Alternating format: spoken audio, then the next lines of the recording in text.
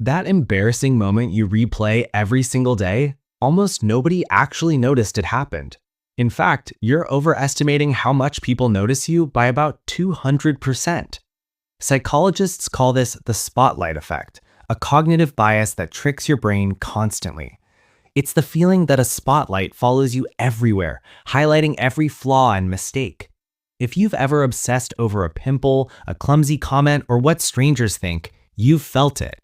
But here's the twist that changes everything. The spotlight isn't actually real at all.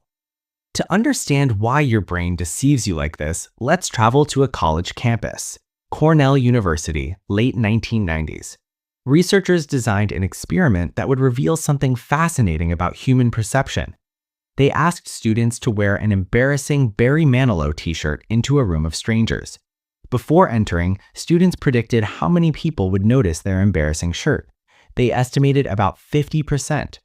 The reality, only 25% actually noticed, less than half of what they feared would happen. Here's what makes this even more interesting. When researchers repeated this experiment with cool shirts instead, Bob Marley, Martin Luther King Jr., people still overestimated attention by the exact same margin every time. So what's happening in our brains to cause this massive, consistent miscalculation about social attention? The answer lies in something psychologists call egocentric bias.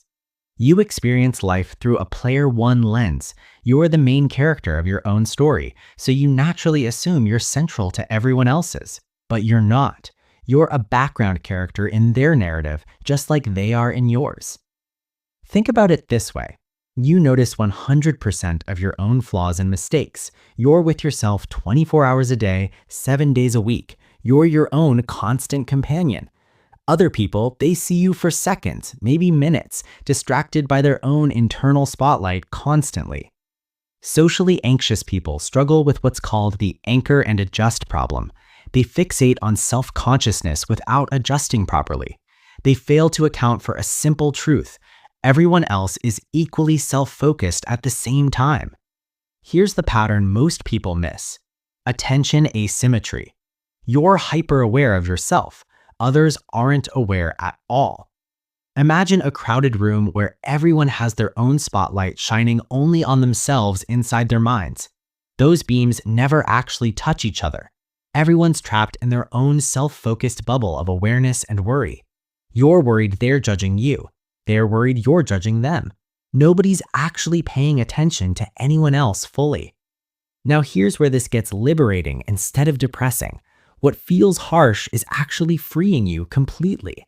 If people notice you 50% less than you fear, that embarrassing moment you're dreading, it's probably already forgotten by everyone who witnessed it. It only lives in your memory now vividly.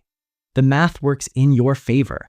Your social anxiety is based on a perception that doesn't match reality.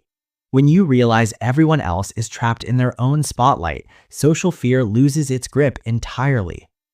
You're not being watched. You're not being judged nearly as much as your brain insists you are constantly. The spotlight isn't on you. It never was. You're free to be imperfect, messy, and human always.